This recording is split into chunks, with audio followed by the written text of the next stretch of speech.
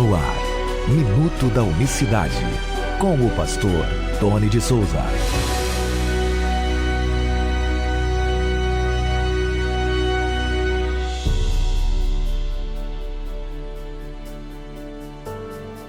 Olá, queridos, graça e paz da parte do nosso grande Deus e Salvador Jesus Cristo. Deus abençoe você aonde quer que estejas. Obrigado pelo carinho da audiência. Estamos aqui mais uma vez com o Minuto da Unicidade. É um prazer ter você por aqui, dia 30 de julho de 2025, penúltimo dia do mês. E obrigado você pelo carinho da sua audiência. Você que acompanha na internet, você que recebeu um áudio no WhatsApp e você também que acompanha o nosso programa de rádio. Hoje na rádio, nossa rádio FM, tá certo? 105.9, região de Morungaba. Obrigado pelo carinho da amizade. Você que acompanha no YouTube, não deixa aí de dar um like, né? Um comentário que seja, um bom dia, um oi, para que esse vídeo ganhe relevância e outros irmãos, outras pessoas sedentas pelo conhecimento de Deus se acheguem até nós. Hoje eu quero falar um pouco, mais uma vez, né? Voltando aqui a um assunto da palavra Elohim, uma palavra muito apresentada quando o debate ele sobe um pouco de nível, né? A gente sai ali da conversa, vamos dizer assim, corriqueira, coloquial ali com um amigo, com um irmão, e aí passa para um campo mais, vamos dizer assim, mais erudito no que tange a parte teológica, né? Vamos dizer assim, as pessoas que conhecem, que se debruçam sobre o tema. E eles usam essa palavra Elohim. Que palavra é essa, Tony? Primeira vez que eu ouço essa palavra. Pois é, a palavra Elohim é um substantivo masculino plural na língua hebraica que geralmente é traduzido como deuses. Então toda vez que você vê lá Elohim, está lá deuses. Muito bem. E aí, que os teólogos, quando querem elevar um pouco a conversa, botar num outro patamar, num nível um pouquinho melhor, né? Elevar um pouco, aumentar, né, o nível do debate, vamos dizer assim, eles usam essa palavra e dizem, olha, o plural está desde o começo. Por exemplo, no princípio criou Deus os céus e a terra. Leia-se Deus aqui, Elohim nos originais. E aí traduzindo, no princípio criou deuses os céus e a terra. Fica um pouco estranho porque criou deuses não faz muito sentido nesta interpretação teológica ou seguindo ao pé da letra, na sua literalidade, vamos dizer assim, essa palavra Elohim. Só que quem estuda o hebraico, quem conhece um pouco dessa palavra, sabe que Elohim é usado para se referir ao Deus de Israel, como é o caso aqui, citado desde o começo, e é frequentemente interpretado como plural de majestade, expressando grandeza e poder, ou seja, um único Deus com poder e autoridade. Então está no plural, mas não é o plural de pessoas dentro da divindade, o que leva a crer a teologia trinitária. Então a gente precisa levar essa palavra para um entendimento do povo que detém autoridade para falar sobre ela. Não é verdade? Então, os nativos, principalmente, os da fé, Jesus disse para a mulher samaritana que a salvação vem dos judeus. Então, como a gente vai entender se a palavra Elohim aqui, ela se refere no plural em relação a deuses, vários deuses, ou o Deus único de Israel, ou o único Deus de Israel? O seu contexto. É por isso que não está errado o versículo 1 da Bíblia. No princípio criou Deus os céus e a terra. Esse Deus aqui no princípio criou Elohim, que não seria neste caso aqui deuses como afirma ou quer entender ou direciona a teologia trinitária, que tem ali uma pluralidade dentro da divindade. Por quê? Porque está no singular, criou.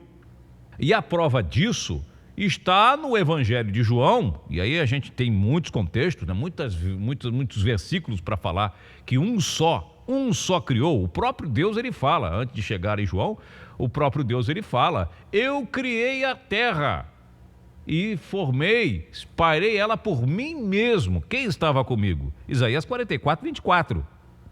O próprio Eterno, o próprio Jeová, ele dá margem E fala, na verdade, eu estava sozinho quando criei.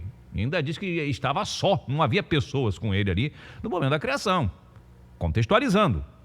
É por isso que está Gênesis 1 no singular. No princípio criou Deus. Ah, mas a palavra... Aí vai para o debate, vamos subir um pouco do nível. A palavra Elohim é Deus, está ali uma unidade composta ali dentro, está errado, composta, aquela conversa toda, aquela falácia teológica que perdura aos séculos, porque está aí, né, há muitos anos, que tem 3 pessoas dentro da divindade. Não, mas um só criou. E aí, falando do Evangelho de João, nós temos lá, capítulo 1, verso 10. Estava no mundo, o mundo foi feito por ele, mas o mundo não conheceu. É só abrir sua Bíblia aí. Você que está em casa me ouvindo, abra a sua Bíblia, ou então anote para ver depois. Estava no mundo, o mundo foi feito por ele, singular, mas o mundo não o conheceu. Veio para o que era seu e os seus não o receberam. Quem não recebeu Jesus? Os seus. Esse povo que nós estamos falando aqui.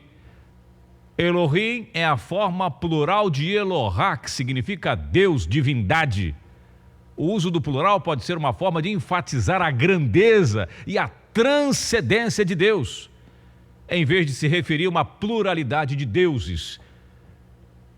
É uma desonestidade teológica quando você usa essa palavra no sentido, né, de torcer a palavra e de colocar ali nessa palavra um significado totalmente fora do que diz as Escrituras. Esse é o erro. E muitos erros desses não são feitos de forma assim, eles não sabem e tal. Não, são feitos conscientemente, de propósito. Muitos sabem, muitos que estudam hebraico sabem que não existe a menor possibilidade de uma divindade tripartita nos céus se referindo ao soberano.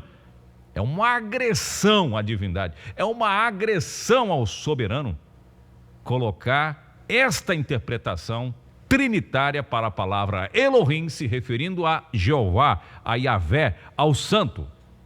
Mas como que eu vou saber, Tony, se essa palavra é deuses, então, já que significa as duas coisas, está se referindo ao plural de majestade, né? Ou seja, que enfatiza a grandeza dele, e não a pluralidade de Deus. O seu contexto é a mesma coisa que eu falava aqui semana passada, dá errado, é a mesma coisa, é o contexto que vai dizer. Por exemplo, quando Moisés fala, olha, não vá após outros deuses, os deuses do Egito, que vossos pais... Aí a gente está tendo um contexto, está falando da pluralidade de divindades de deuses das nações pagãs, do paganismo. Então, quando a Bíblia fala de Elohim se referindo ao paganismo, está certo, deuses, a tradução correta do hebraico. Agora, quando está se referindo ao eterno, a Adonai, é plural de majestade. Isso não sou eu que estou falando, isso é uma regra gramatical do hebraico. E é sim uma desonestidade teológica e intelectual usar essa palavra para canalizá-la ou condicioná-la ao pensamento ou à doutrina tripartita, que teve aí a sua consolidação em Roma no ano 325, porque ela é bem anterior a isso. E é por isso que nós estamos aqui todos os dias incansavelmente falando das verdades que libertam, falando dessas verdades que custam muito caro, tanto para quem ouve, a depender de quem ouve, quanto para quem as prega. Há um preço muito grande a se pagar, mas sempre nós estaremos aqui. Viu? Ore por nós, nos ajude. Eu tenho um projeto de fazer o site Minuto da Unicidade, onde nós vamos colocar textos, estudos preciosos com relação a esse tema.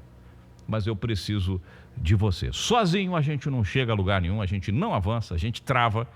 Poderia fazer muito mais pelo nome, se todos, claro, que nos ouvem, se interessasse em apoiar esse ministério. Por isso que eu conto com a sua ajuda.